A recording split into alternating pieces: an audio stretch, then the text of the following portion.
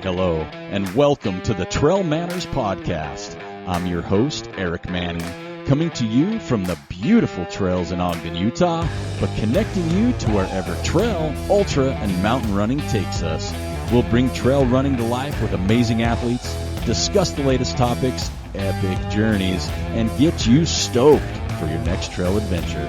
We're sharing the moments that make life special, because even a rough day on the trail beats a good day indoors, and nothing beats time spent with good friends and great stories.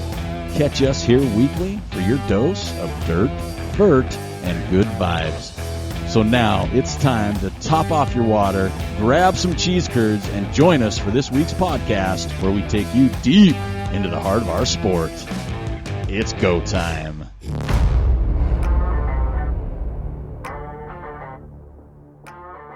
Hello and welcome to episode number 334 of the TrailManners podcast. The TrailManners podcast is produced for your enjoyment, and show notes are found at TrailManners.com. Come back often, and please feel free to add the podcast to your favorite RSS feed or iTunes. You can also follow us on Instagram and Facebook at TrailManners, and don't forget to subscribe, review, and rate us on iTunes. TrailManners really appreciate any donations via our website at TrailManners.com, and please remember to share us with your friends. All links are in the show notes. Now let's get after it. All right, welcome back to another episode of the TrailManners podcast. This is episode 334. This is launching on October 29th, 2024. We're almost to the Halloween time. If you missed our last episode, it was episode 333 with Adam Wolf. Incredible 17-year-old, not just homecoming king, but finishing the Bear 100, his first 100-miler. It was just so great sitting down talking to him. So go back, check that out. And yeah, it's a good show. So we're going to start off again this week. We didn't do one last week because we had a 17-year-old Adam Wolf on the show. But this week we've got a brand new beer for Beer of the Week. I've never tried it, haven't even opened it yet. It's from Hopworks Brewing out of Portland, Oregon. It's called the Trail Time Summer IPA. This is the good thing about this one too is it's brewed in partnership with the Northwest Trails Alliance, which is an organization that is very similar to the Trails Foundation in Northern Utah, that they help and build, maintain trails in their area. So I'm going to crack it open, and we're going to hope it's a big one. There's the crackage. It's got a little foam. We're going to try it.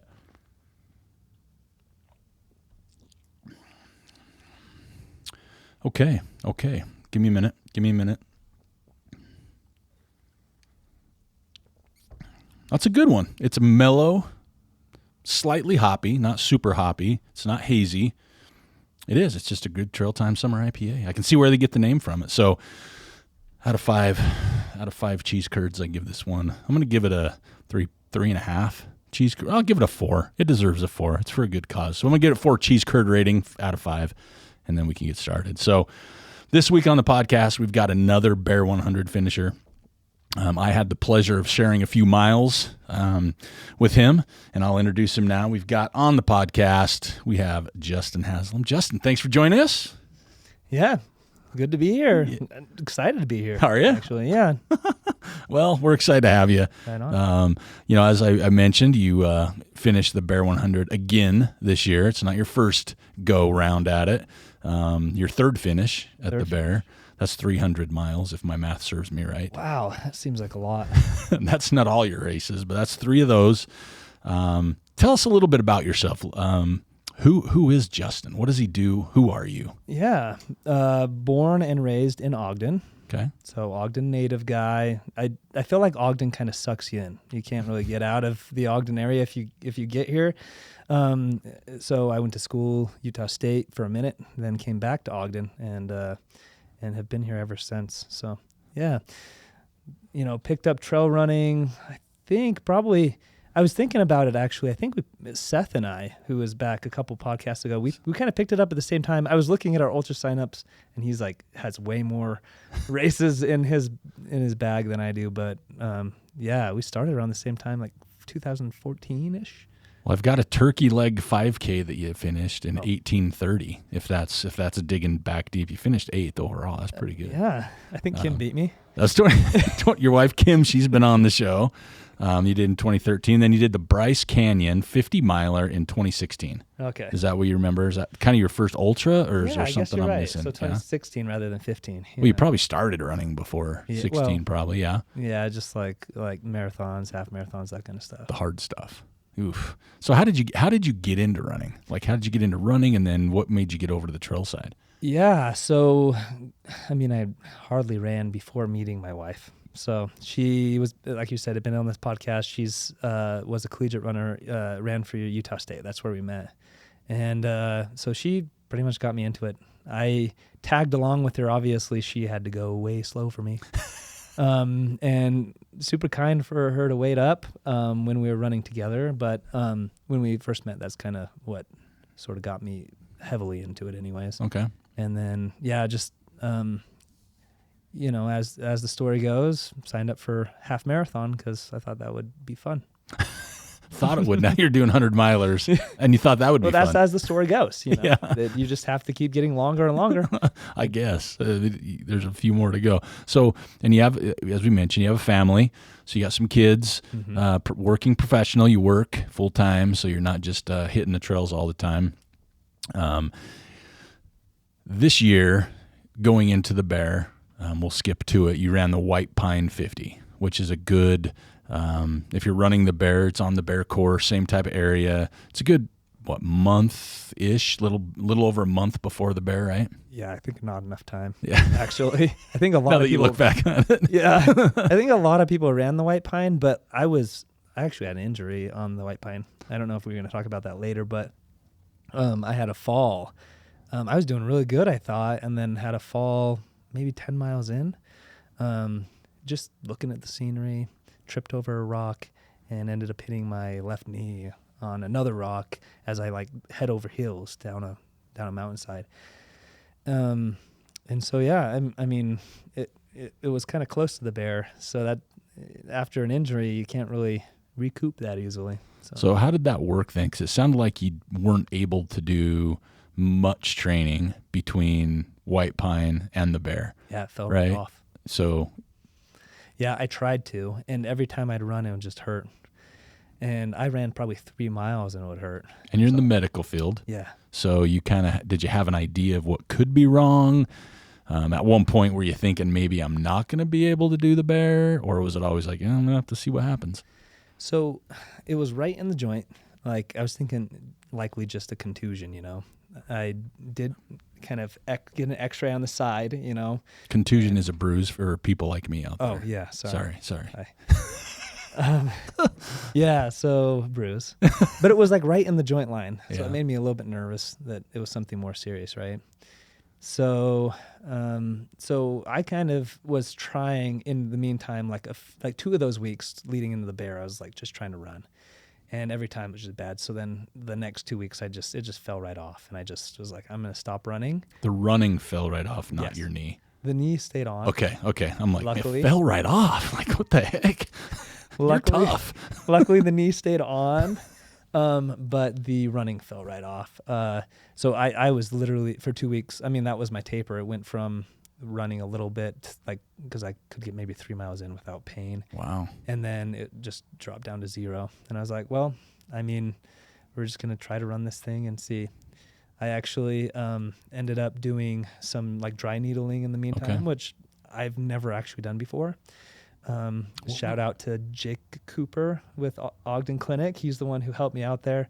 And it actually started to help. We know Tara Warren, and she's kind of recommended it. She was like, hey, I've done this in the past. And so it did help. So it was feeling a little bit better, but I was still nervous because before I'd been running 3 miles and it was painful after that. Yeah. Now, the funny thing with dry needling, I caught myself because, again, I almost asked you what's your thought of needles, but, in your field, it's just another utensil. I'm terrified of needles. I've done dry needling, and I've done it where... And you got tattoos. Yes, that's a little bit different.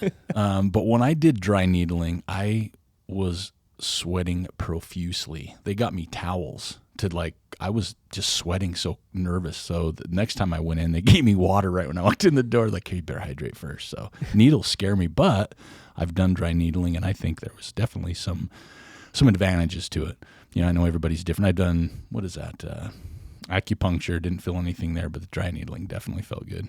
Yeah. Did they do like the TENS unit with the dry needles? Okay. Yes. I didn't know if that was like a standard thing or, yeah. Not my first go around. I felt like I graduated and kept going up the ladder, and then They did it right away for me. Did they? Yeah, it was tougher quite than me. They probably know I was scared of needles. Oh, So. well, it was, I think you had the unit up quite a bit too, because my whole leg was just kind of jerking the whole time. I had the Jimmy leg. Zing, zing, zing. So we'll back up a little bit because you mentioned your training. What going into the year, because this is a really good conversation for the listeners, because you and your wife work, you have small kids. Mm-hmm. How does the training work, right? Because it's hard enough in life, but let alone juggling and all that. How does that work for you to get your training in for a 100-miler? Yeah, it's pretty much rough. Yeah. Like, it's not the easiest thing having kids. I mean, I have 3 kids, and like in the craziest time of life, like a 3-year-old, a 5-year-old, and a 10-year-old. So they're like, some puppy. Oh, they're busy. Yeah. So like, and I think this has probably been talked about before because this is a true subject, but running ultras is kind of a selfish thing. Oh, for sure. Yeah. Like, you're like, to be able to train for something like this, like, you have to take some time, or just run off the couch, Yeah. Then that's an option too. But it is time consuming. And so trying to just fit it in the cracks as much as you can, is really kind of my mantra. Like, I mean, because I don't want to like say, okay, see you later, kids. Like, good luck with your life. Like, I'm really an involved dad. Like, I do a lot with them. And so just kind of trying to find out where you can fit it. And I mean, that's anything in life is we can say, oh, I'm too busy for this or I'm too busy for that, but really just kind of fitting it where you can. So Kim runs, I run, and we find ourselves a lot kind of like just switching off. Like, maybe she'll do morning, a couple of mornings, and I'll do a morning. And when I do a morning, she does the night, and it's kind of switching back and forth there. And then with our races, we do like an every other year thing. Gotcha. At least we've tried to. So like this was my bear year, and I've basically done, other than this last year, I've done the bear like every other year. Okay. So when you're training, do you have a training plans? Like, we talk to people that are very dialed in with, okay, this is a 50-mile week with some tempo runs, and we got some hill repeats, and my long run's going to be this, or back-to-backs. Are you able to do some of that stuff, or is it just a little more difficult because it's trying to squeeze stuff in? I have a plan. You do? Okay. Yeah. Because your wife's plan is just run and run fast. Right. And okay. I remember her talking to you previously about that. And I have more of a plan than her. I like this. I am slightly like you. Maybe I don't know if we're on the same level, because I know you're into Excel. And I have Excel. I think you got an Excel. I did spreadsheet. From you, and I loved it. Yeah, it wasn't that great. It didn't show, like, it was just basically like, I'm going to run a 15-minute mile for this long. It was 1 mile per line. Yes. And you had it broken down for each mile. I loved it. I looked at that. I was like, damn, I got to step up my game. Well, I used to have one when I first did my first bear. It was like the pace was accurate for the how much vert I would be doing and things. Yeah. So it was better before. But then it got messed up. I've recently learned that I think there's some something on the internet that you can now plug in, and it will give you your minute mile pace for the whole thing. So I'm sure I forget what it's called. Someone will help us out. Yeah, we need a comment. We need something. Get us on that. I think it was like ultra something. I don't know. Anyways, so yeah, I don't know where I was going with that. Just your training plan. Oh, training plan. Yeah, so I do have a plan. So it's kind of like a build over time, and it's not as extreme as like, tempo runs, this or that. And I'd probably be maybe quicker or have less problems on my especially 100-mile races if I was more dialed in. I know that, but it's hard. I mean, with what we were talking about with kids and stuff, like my plan is from my first 100, I still have the same sheet of paper that I use, but it's basically kind of just a guide of like, hey, this is how many like miles I should be getting. Did I get it this week? Probably not. Or yes, I did. Or maybe I did more. But it's basically just kind of a guide as to like how many miles I should be getting. Okay. My main goal, especially when I'm doing like 100, is to try to get long runs back to back. Okay. And so, I imagine that's not easy, as you mentioned before, with having kids at home. Is it something where you got to get up super early, generally run before they're awake, and maybe catch them a little bit, so early morning runs, that type of thing? Yeah. Or do twice a day, if I can't get enough miles in, then after they go to sleep, go again. Bust out again. That makes sense. Yeah. What about your plan, like going into the bear? You again, people do it, and we talked about it briefly, but you did White Pine, then you head straight into the bear. What would have been different between White Pine and the bear if you hadn't have hurt your knee? Because it is not too much time before the bear, so you probably wouldn't have done a huge block, but you had probably done more than 3 miles. Here's my story of the White Pine. Honestly, I didn't plan on White Pine. Okay. I have a friend who was like, he did running up for air with me. Okay. And he really wanted to do like an ultra distance race. And so he signed up with White Pine with me. And I said, okay, I'll sign up for White Pine if you like want to do it. It's a 50 mile. I think it's a good starting race because it's kind of more chill than other races.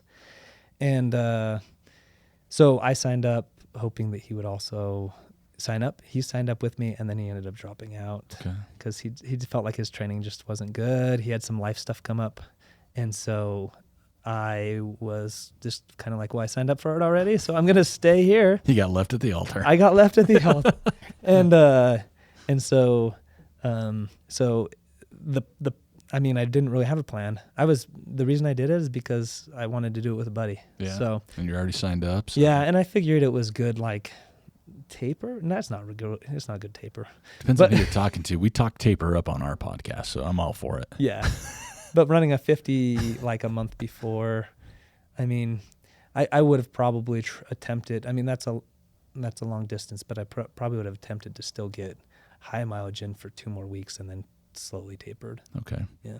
So heading into the bear, knees bugging you, a little bit. You've done your, dry needling, everything else. Let's break it down. How did the race start for you? Yeah, so I was nervous. Yeah. I was nervous about the knee, so I was just kind of really taking it slow. So I didn't want to get too fast out of the gate because I knew that was probably going to be my main issue, which it wasn't, actually, but we'll get there. And that's when previous podcast, Adam Wolf, I'm pretty sure I shared some miles with him. Probably, yeah. And his mom. So if he's listening now, I was at the kind of climbing Logan Peak next to you guys talking with you. So climbing that there was fairly easy. It was better than it's been previously. I felt pretty good about it, but probably slower than I'd been previously. I thought anyways, until I came in to meet my wife. What is it, Lethem Hollow? Lethem Hollow, yep. Yeah. So got in there, and she was like, actually, you're like right on pace. And I was like, oh, okay. I felt like I was going kind of slow taking it kind of easy. So I felt pretty good about that. And I felt good there. Like my knee was kind of hot, and I was like, oh no, I was nervous. But not painful. Not painful. Just could feel it. Yeah.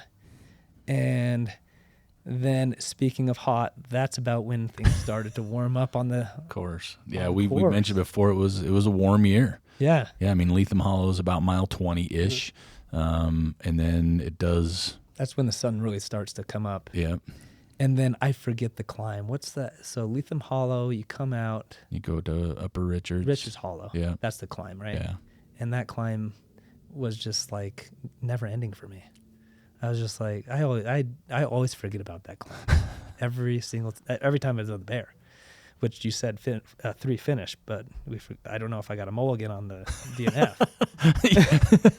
We don't talk about them that much. We can. We can. It happens. So Always forget about, so a total of 4 attempts.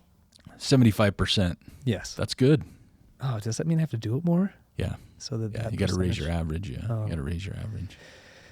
So yeah, it felt, the whole time it felt good, but then I started to get hot Feel the because it was a heat. hot year. Yeah. So when we're getting to the heat part, but like, what's your nutrition strategy, through a race, preferred nutrition strategy if things are working for you? What's your go-tos? That's one thing I remember from Adam Wolf's podcast. He was saying his stomach is ironclad. Yeah. I think he said that. I shot him laser beam eyes sitting across from like, you turkey. So that's my thing too, is usually,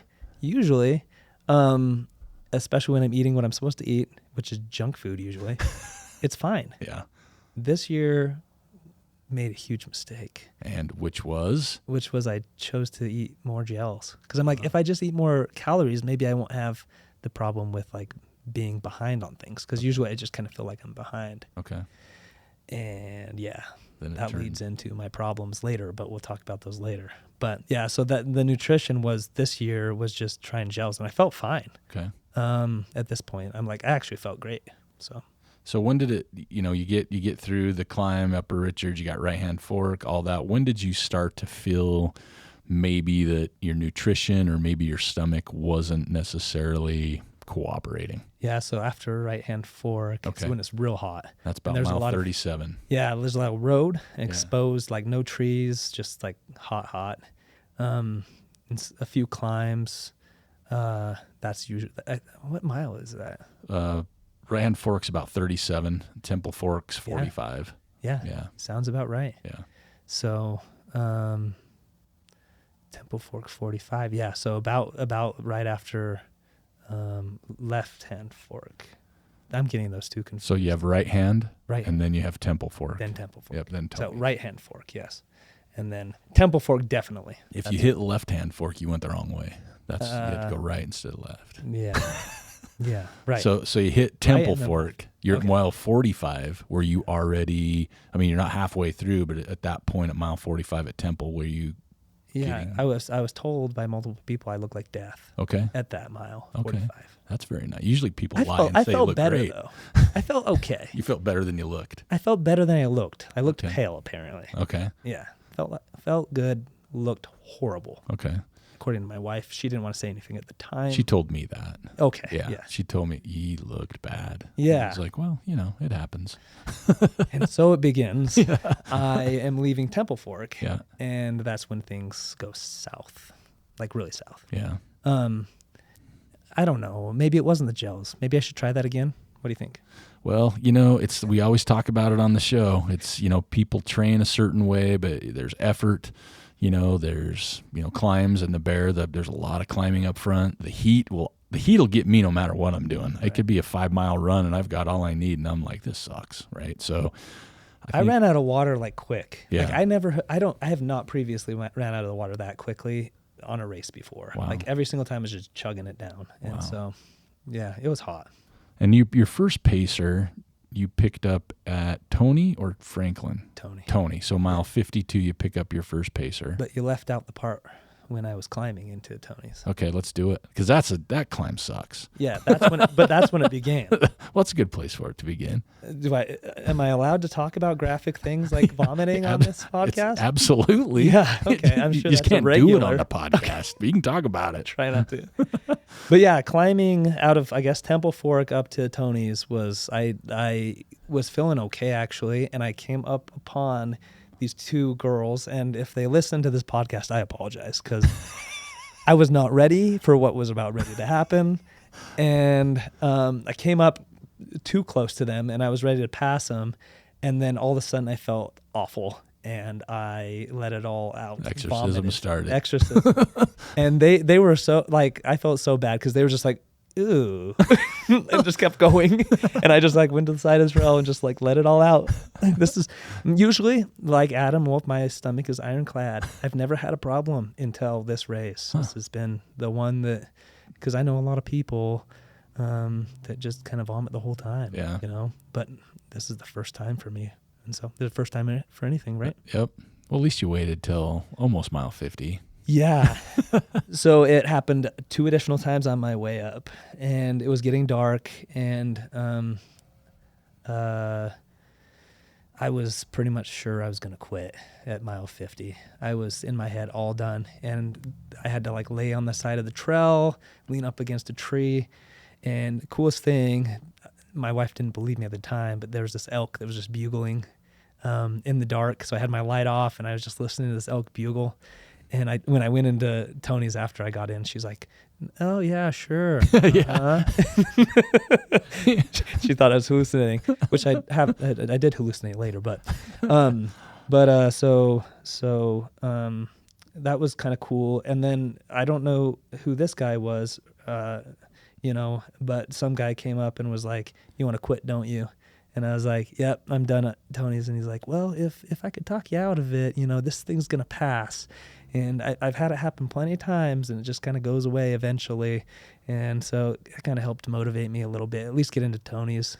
He actually had me get up, and I felt so lightheaded at the time. I had my poles, and I was kind of going back and forth between the poles because I couldn't really stay on my feet. Yeah. Like it was kind of bad. I love that about this community, though. Yeah. Like someone stopping. It's, sometimes in a race you don't want to hear it, but so you get people that support you, and that doesn't happen in all running, right? Like Right. some people are out and got to get it for me or do my thing, but that's what I love about it. Like someone just stopping and giving you encouragement when you need it. You don't have anybody with you. You're doubting what's going on. Mm-hmm. You're being serenaded by an elk. He was right. Like I would have been disappointed if I quit. Yeah. Also, he could have been a figment of my imagination, but I don't know. It could have been the elk. I don't know. I didn't really get a good look at the guy. And he disappeared quite quickly. So I am also grateful. Like that's what I see a lot, and that's what makes this sport for me. Yeah. Is the community for sure. Yeah. Like, and you can see it in my eyes. Like I'm genuine when I say that. Like, a lot of people are into like, how fast can I be? How fast? I'm genuinely into like the people. Sure, absolutely. Like I see a lot of amazing people doing an amazing thing, and that's why I started doing this. Yeah. That's why I started doing this, the podcast, is so we can share those stories, of amazing people. That's Right. why we do it is, people like yourself, and you never know the guest who they're going to inspire out there, right? We had Adam on the show last week, and he sent me some messages and, about kids he's helped, that look at him and go, wow, that's really cool. So it's the same thing, I mean, you do the same thing to others, just like you're talking about other people too. So you just don't know it sometimes. Right. And that's the kind of the moral of the story is that like we can do amazing things, and it's not like I'm an amazing person. It's just like that if you push yourself past what you think you can do, That's the other Yeah. side. Right on. So anyways, get into Tony's. Yeah. And you look great. Yeah, I looked great.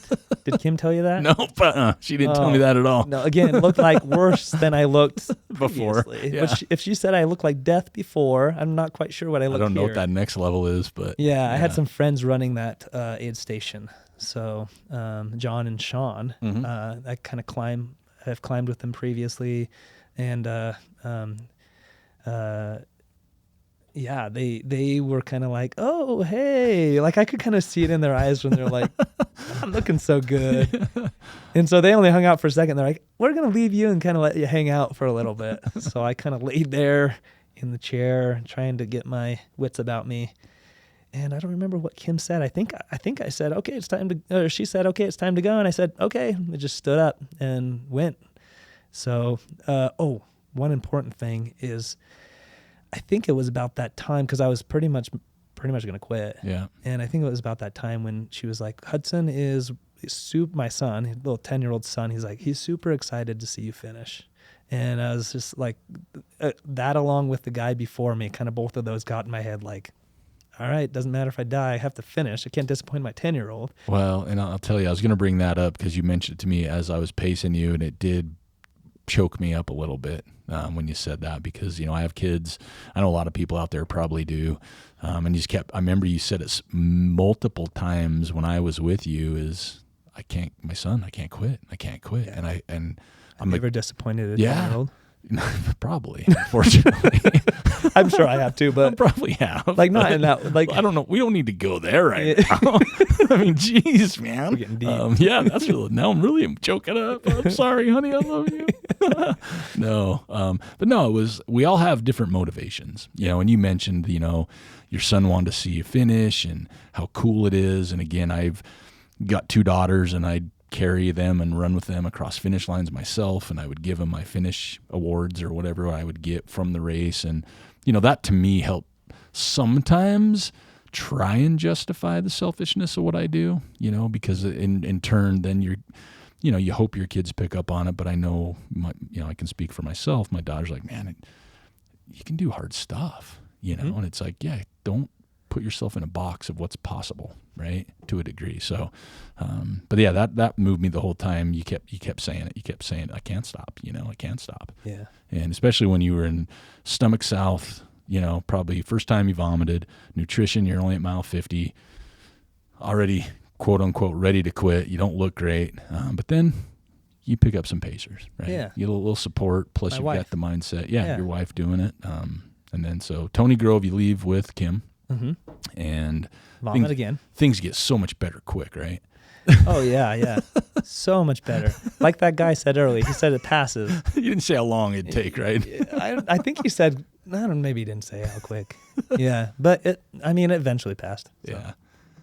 But when you left there, you're still kind of not feeling great. You're just marching on. Yeah. So you got to get to Franklin, which is about 10 miles away. So it took forever. Yeah, that's a long stretch in the night. For sure. And I don't remember how long that spots. took, but it took me too long. Yeah. Because, I was on the side of the trail vomiting with Kim. So, yeah, I didn't feel any better. I felt the same. The same. Then I got down to Franklin, and I was picking up another buddy there. He's not like a big-time runner, but through that area is probably my worst always. At every bear I've ever done, Franklin to Beaver has been, because it's always in your head, right? It's like 14 miles. Is it just 14 miles? Just 14, yeah. Oh my God. Almost 15. I'll give you 15. That's Wait, is it 14 to Franklin Logan to River? Beaver Mountain? So Franklin is about 61.5 and Beaver 75.9. This is my Achilles heel. Math or no, that portion. stretch. It takes me like hours. Okay. It's nighttime. Yeah. It gets cold, even when it's hot. That's the coldest at night in that area it too. gets in my head. Yeah. And if it does that too. Well, you've done the race 4 times, you've finished 3, but so I could see where it does get in your head. So what's it's a coming. climb out of Franklin. Yeah. And then you take a right and a bunch of other rights until you basically do a circle and you end up in the same spot. Yeah. And then you go again. Yeah. And then you go again and kind of continue that. So it gets inside your head. Yeah. That's what I find. And I vomited there again. Okay. So there we go. And so we're probably at like 5. Total of 5. Okay. And I think that was total. Okay. All I did. That's not bad. Yeah. That's not bad. So, so I vomited once between Franklin and Logan River. And then Logan River climb out, I was doing a little bit better. And my nutrition at this point was water and broth. Okay. And that was it. I didn't eat full anything liquid from nutrition. mile probably 45, or after I vomited. I didn't eat anything except for water and broth until mile 75. Yeah. So it was a little ways to go without some true calories or Yeah. something really in your stomach. It was brutal, but I needed to get the water in me more than anything. Yeah. So I was able to kind of rehydrate a little bit, and I started feeling better after the climb out of Logan River. Okay. So, Well, and I saw you at Beaver Mountain. yeah, I was able to run into Beaver Mountain. Yeah, you trotted in there, and I was nervous. I thought I took a long nap, Yeah. and I thought I missed you, so I panicked for a little while, Yeah. which was all just really getting my juices flowing more than Right. anything. No Red Bull needed. But when you came into Beaver, I hadn't seen you the whole race, but when you came into Beaver Mountain, I didn't think you looked bad. Like, Good. you look like everybody else coming into Beaver Mountain at that time of day, Tired. 7 a.m.-ish, 6 a.m.-ish. Yeah, tired, miles 76 almost, right? Just tired. Right. But yeah, you didn't look bad. You didn't stay there long. Mm-hmm. And then we left Beaver Mountain. Yeah, and we ran.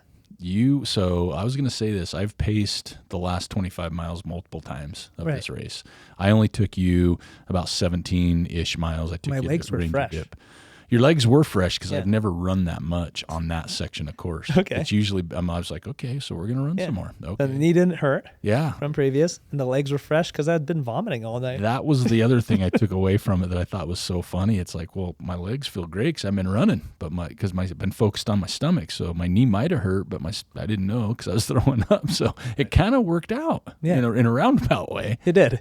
But yeah, Beaver Mountain, we hit Gibson Basin about mile 81, and you went to town on those sausage links. Oh yeah. That's funny. The phrase I heard was, "This is the best sausage links I've ever tasted. It just melts in your mouth." Yeah. And the people at the aid station loved hearing that. Yeah. Made their day. But then you told me that they might not have been fully cooked. Yeah. They could have been. Were they? I don't know. I'm not, because how'd you feel after? Well, after the race, you kind of led me to believe that they were not. Yeah, but you felt you didn't have any problems. I mean, no. Okay, I felt so they were cooked. Oh, okay. I just didn't dare. I mean, sometimes people eat raw meat and they're fine. Yeah. Well, I wasn't going to stop you because you were eating it, and I'm like, well, if he's going to eat it, he'll. If it gets him sick, it'll be after he finishes. It was amazing. They were the best. Like, they literally melt in your mouth. Yeah. I've never had it that good before. I've never had a better sausage link. Sausage links are always dry. Yeah, these were not. I was there. They were not They dry. were not dry. They were still Either they gray. were infused with some sort of oil liquid, or they were raw. You're right. I mean, they were gray. I don't know if sausage is supposed to be gray, but they were gray. Okay. But we did. And the guy there was like screaming. Do you remember him? Oh yeah. Like yelling at people as they were coming in. Yeah. It was kind of like cowboy dudes. Yeah, they were great. They did a fantastic job. And then that was a rough time though. Coming out of that aid station, that part I hate because it's flat and just like exposed You're supposed again. to run it. Supposed to run it. Yep. And I was struggling on the running it part on that part. Yeah, I mean, I couldn't tell, especially being that late in the race, because what I remember most is when we left Gibson. Gibson to Ranger Dip is about 11 miles, and I think we probably passed 12 to 14 different people. Like, you'd run by people, and people would be like, "You guys are running?" Like, they were just shocked, and because your pace, I told you at one point we hit a downhill and we were a sub 9, and I thought to myself, "Wow, I don't know if I think you said that, but I didn't believe it." Yeah, I was looking at my watch because we were flying down this downhill. I'm like, this could be a long day for me. And I haven't put that many miles on my legs. But you were trucking. You were moving all the way through. Oh, good. I forgot to do something previously. Okay. Now the cat's out of the bag that you were a pacer. I don't know. Uh-oh. Are you into pacer gifts?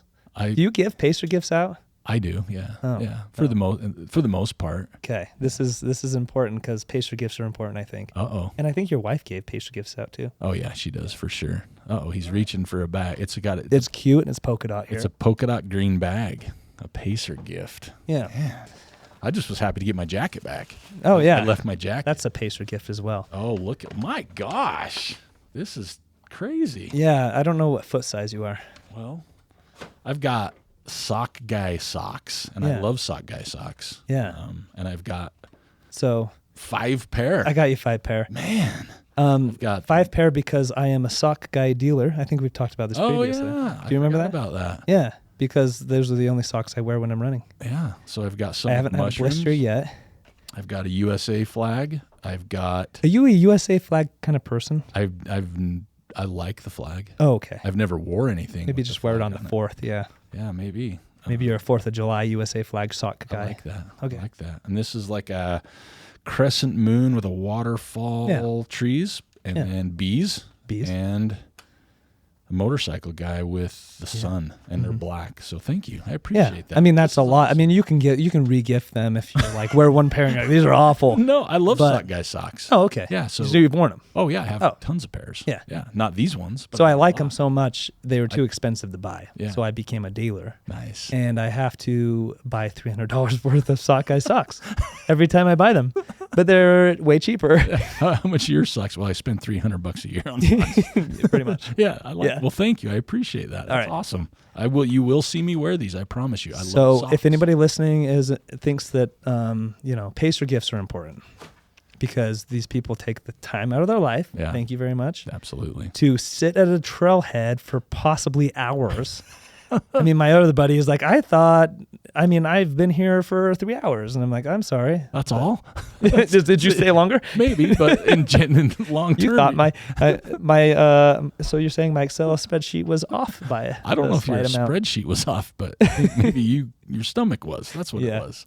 Yeah. So yeah, people wait there for hours too. So that's another part of the community we talked about previously. Oh, absolutely. I love pacing. I mean, it never even bothers me when people say, well, sorry, I don't know when. I'm like, it's fine. Because you know what I do? I show up early.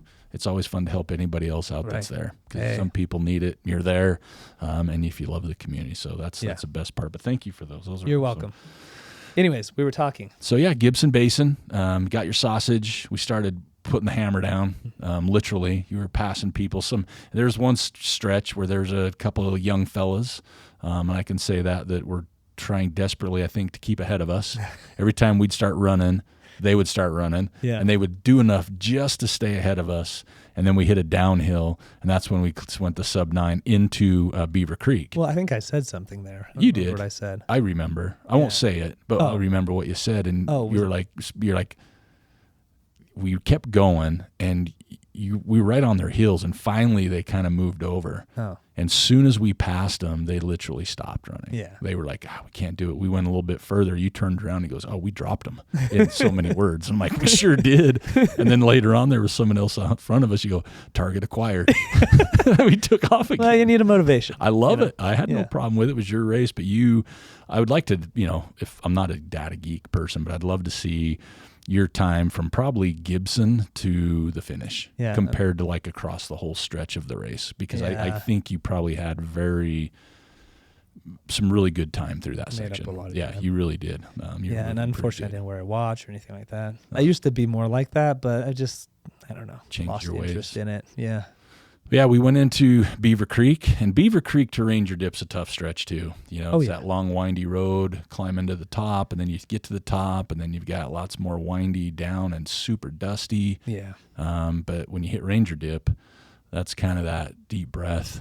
You got a little climb and then downhill, but you're almost there. Right. And so that was fun for me to get into Ranger Dip, and then your wife was there, and she took you to the finish. Yeah. Which is awesome. It was great. Yeah. And it was good to take her, So there was you would have loved the time when I was at the very end and I didn't want people to pass me. Oh, yeah. I feel like somebody said, was it you? It was me. You say nobody passes you past 75? No, or was it the last aid station? Oh, so that's the last aid That's my station. goal in any race. Once I hit the very last aid, my goal is to not let people pass me. So I remembered what you said. Yeah. So I saw some people. So we were on that last, it's the most horrible part of the race. No offense, Bear 100 enthusiasts. But no, it is. It is. Oh my gosh. And they lengthened it too, because they didn't have that one portion that you go into that other aid station they got rid of. Dang it. I'm not an enthusiast, obviously. but so now it's longer on that dirt road. And then you also take a left, and then you can go into. I did like that little finish because there are people that were kind of cheering me in, which the finish is nice there. I like that finish. It's kind of a shady tree area. I liked it. But I saw some people behind me, and I thought of you and what you said, and they were running, and I was like, Kim, we gotta go.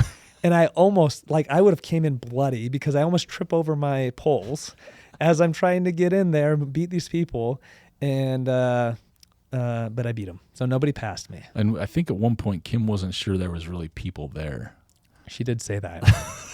Because when you finished, nobody came in. Yeah, there's a lot of hallucinating going on. We kind of missed a few hallucination episodes. Yeah, like the guy in the white. Do you remember the guy in the white? I don't remember him, but I remember you saying there was a guy. There was a guy with two other individuals. We ran up to the two other individuals. The guy disappeared, and I was like, "There was a guy in white with you guys, right?" And they're like, "No." And it's like, because I remember thinking, I was like, "That guy's all in white. That's super smart. It's really hot right now." Nope. It was just a figment of my imagination. It just took a long blink, and that's all it was. Anyways, I may have hallucinated those people at the end too, but they got me running again. That's all that matters. Yeah. They're just internal coach. That's what it was. One more thing I love about the finish is it's right next to the lake, and I took a dive into the lake at the end. Yeah, that's great. Yeah, that is. I love El Vaquero has that. I love races that are next to bodies of water, so you can cool off if you need to, clean off if you want to, and just refresh. Just feel good. Right. So those are always nice. So you came into the Bear, you finished. And so I'm going to ask you a question here. So you finished in 33:28. In 2017, you finished in 27:21. Yeah. So what, in your eyes, is the difference between those two races? Probably the training. The training? Yeah, Okay. absolutely. I mean, I was a different place in my life. Okay. 2017. Oh, yeah. Yeah. That's a while ago. Let's see. I think we just had Hudson. We had one kid at the time, if I'm right. And it was just a different place. Yeah. Well, and if you say the training was different, obviously that's helpful. Oh, yeah. You know, your stomach not going south, knee injury, thinking there. Yeah. But yeah, I mean, it's always interesting to see, you know, the differences in races. And I think, like you mentioned, the training, that's obviously a huge key. Right. And again, you know, when you do look at, you know, we talk about it being a selfish sport, but when you do have other obligations, and it's different for everybody. I mean, you guys got a puppy this year too, and that I've got one right now. After the last week and a half, and it changes your life completely. I don't think I've slept in 2 weeks already. So I was running next to another guy who kind of talked just about that, and he talked about how, you know, he had a friend that quit because he didn't like how well he was doing. He or how poor he was doing. Okay. Yeah. So he was saying, you know, I'm not going to quit, even if he said he's not going to quit. Even he finished way before me, by the way, but he's not going to quit even if he finishes after, like even if he passes the line, because all he's trying to do is push himself in this. And there's, you know, that's what I like. Yeah, my training wasn't as much as I wanted it to be, but I'm not going to not start the race because it didn't look good. Yeah. You know, I'm there to push me. Yeah. And nothing more than just that. And so.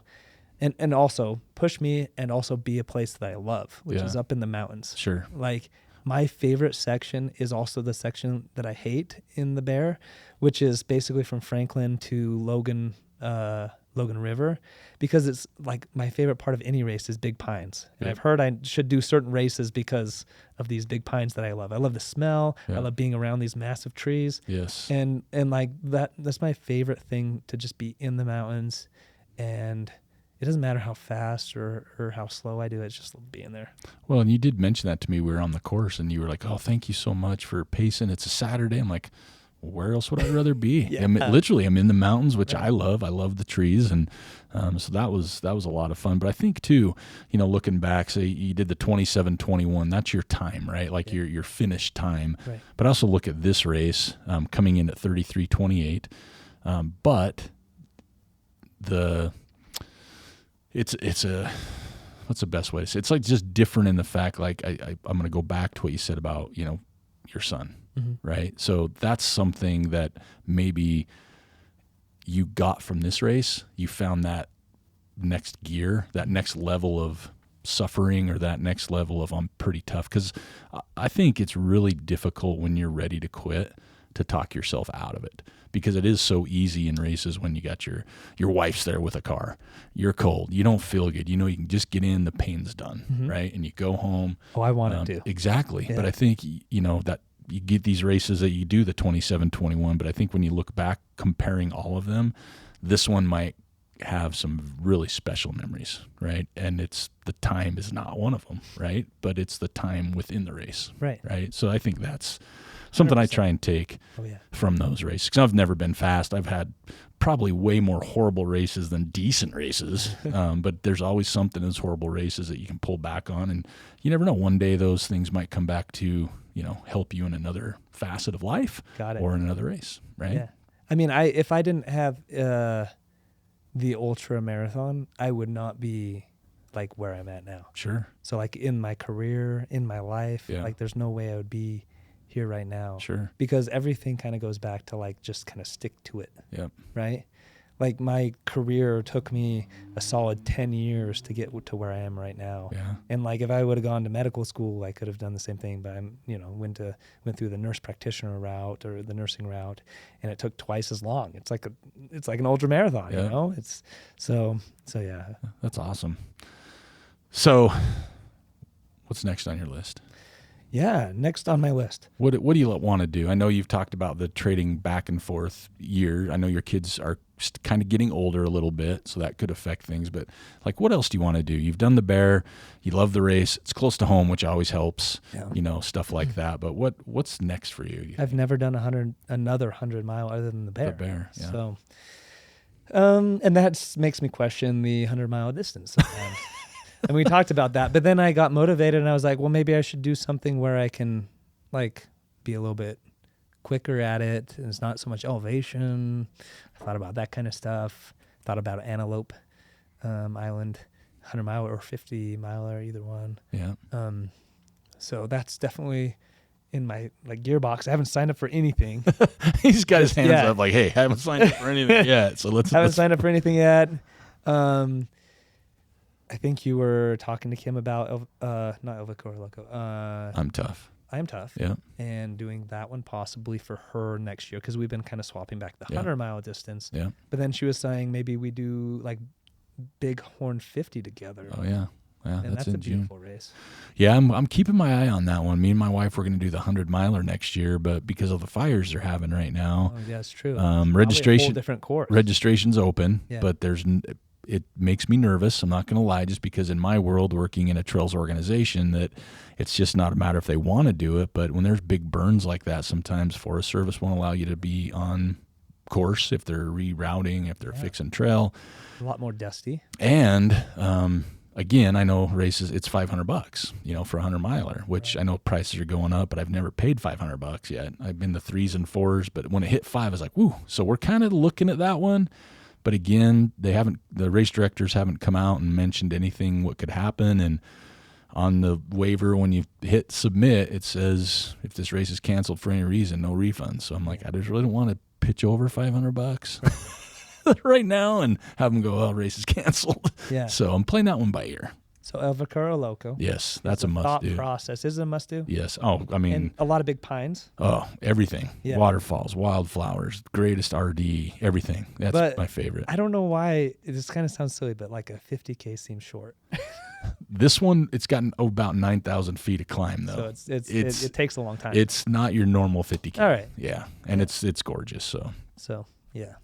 And then I was actually looking at. I don't know anything about the race, but Okay. I do like the kind of river of no return wilderness. Yep. I like that idea. Yep. Do want to raft it one day, but I just wondered, have you heard anything about the Oh race? yeah. Heidi Waddups has done it a Has few she? times. I know a lot of people that have done it and absolutely love Really? the area. Because I think and the town distance is like 108K or something. Yeah, they've got multiples. They've got 108, and they've got a few other distances as well.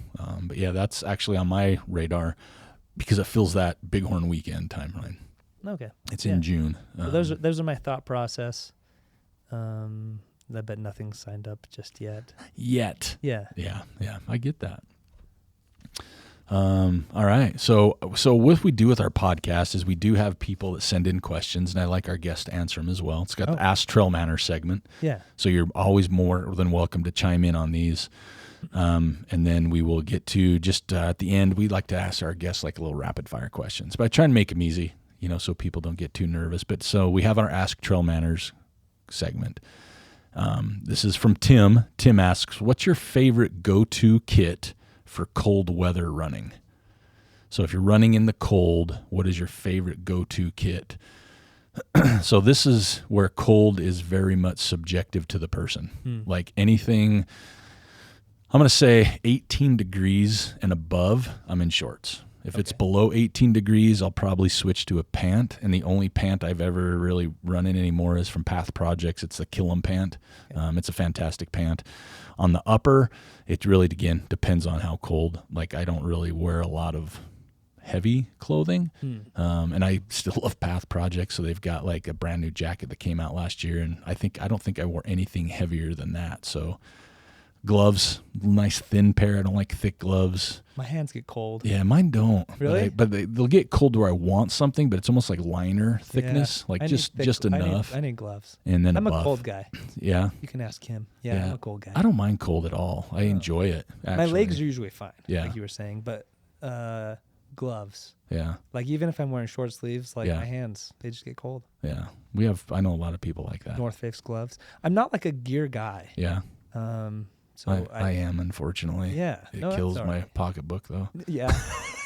But like I've got like this pair of like pants that are like from Kim when she ran collegiately that are say Utah State, but it's all like torn off a little. I like That's it. what I wear. Nice. Hey, Yeah. whatever works. If I need to wear pants. If you need to, yeah. Yeah. I'm not a pants guy. But yeah, that's kind of my cold weather kit.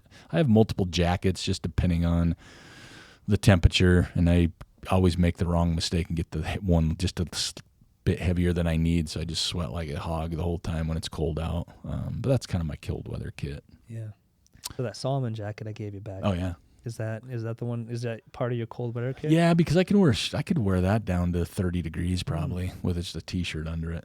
Yeah. And it's a little bit heavier than a Houdini jacket from Patagonia, but not much. Same style of jacket, just a little bit heavier. But I love that jacket. Sweet. So that was it, Tim. Hope that helps. Danny, our friend Danny, how are you, Danny? Love you, buddy. Any races on the calendar for next year? Man.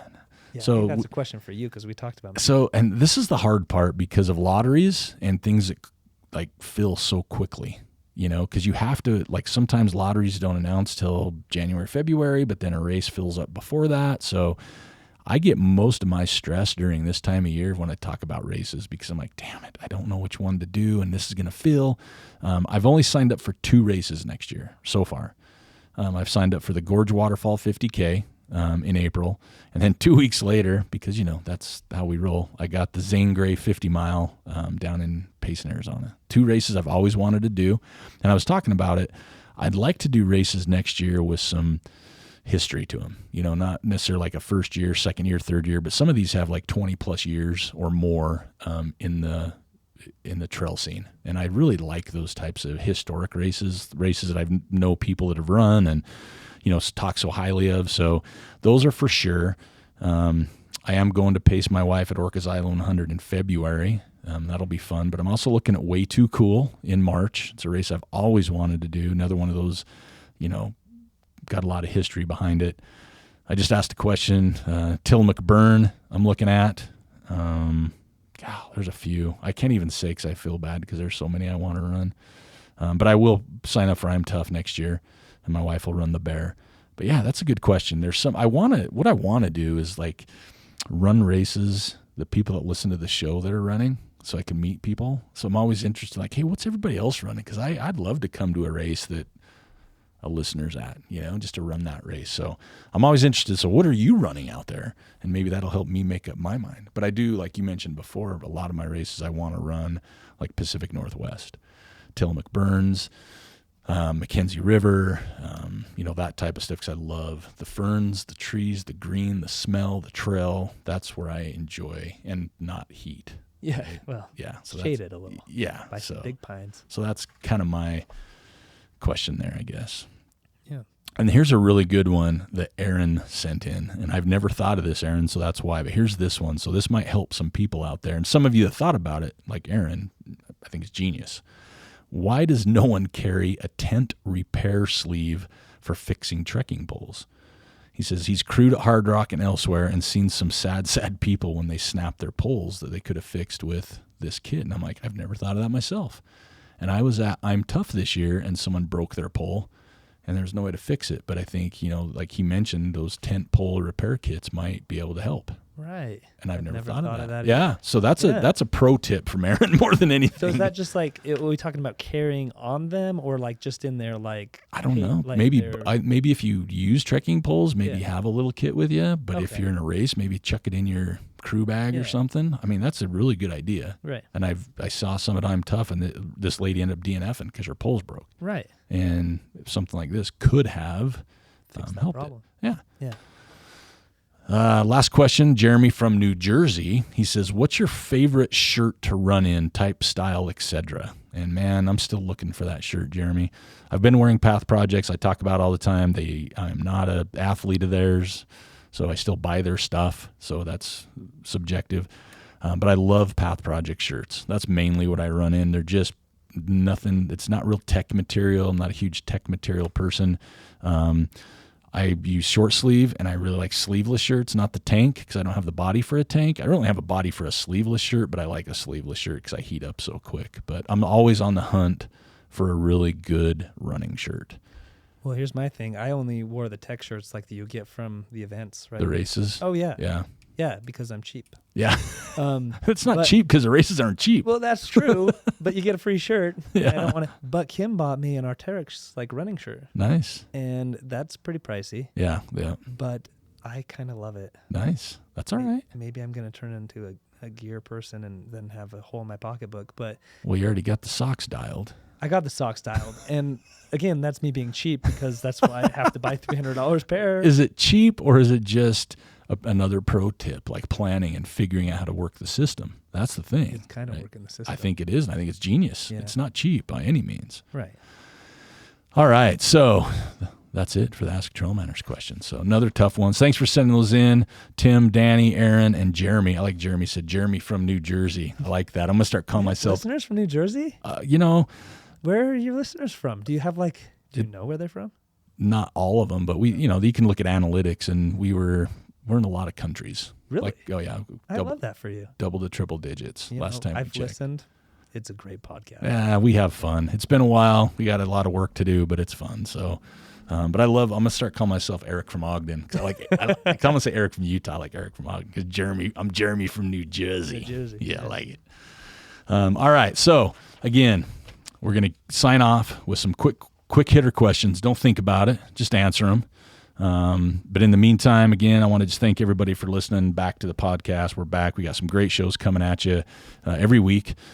Great guests. We're always listening to see what you want to hear, what topics you want to talk about, what subjects, what people we have on the podcast. But in our show notes, take a look at all the information there because I do have small codes for like Path Projects gear, Squirrels Nut Butter to help out. And then we do have TrailManners swag that we're bringing some more stuff in the store there, and that just helps support the show, keep us on the air. But here we go. Questions. Are you ready? I'm ready. Best advice you've ever received?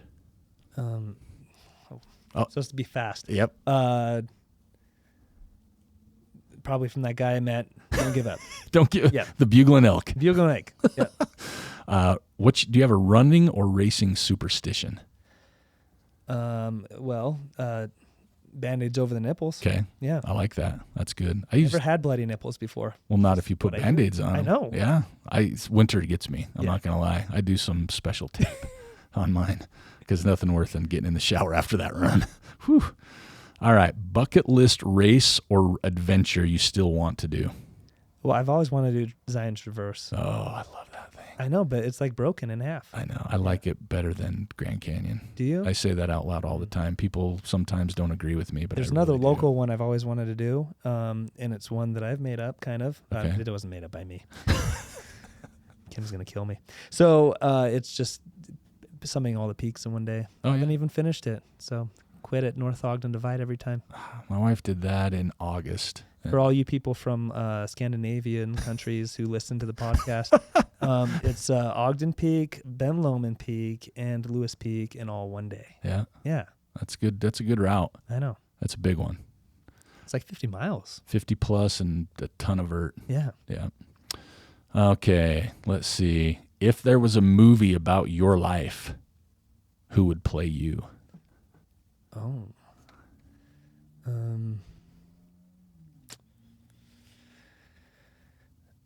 Owen Wilson. Oh, I like that answer. I like him too. That's good. Do you listen to music when you run? Sometimes, and I'm that person who listens to it out loud on my phone. Oh, you're that one. So what's your guilty? I turn it down. What's your guilty pleasure song that's on there? Punk, like Say Anything by the Bouncing Souls. Do you know them? Ooh, I don't. Oh. But now I will. Yeah. Because I always listen to these. It's a guilty pleasure. Okay. Yeah. Favorite trail running shoe? Well, is Hoka's. Yeah. Okay. Hoka's Speed Goat? Okay. Yeah. Still, I'm kind of trying out these, dang it, what's the new one? Normal. Oh, yeah. Yeah. Yeah. Yeah, and I actually don't mind them. Yeah. I'm just going to keep trying them. I have a pair that were actually given to me. Nice. So, but they've felt pretty good. Okay. So kind of a good all-around shoe. I'll have to hear back more on that one. Yeah. What's your favorite part of trail running? We talked about the community. Yeah. Being out there, and then just I really love adventure runs. Like like you saw my ultra sign up, it's not super long, but I Yeah. do love just destination running, like Yeah. getting to a place where I would have hiked. Or maybe not It's even supposed to be gotten quick to. fire. This Yeah. is kind of a long, but That's all right. yeah. We'll call this the thunder and lightning round Okay. instead of just the lightning. Yeah. A little So longer. destination, getting to a location and it just being beautiful. Yeah. What have you learned from running?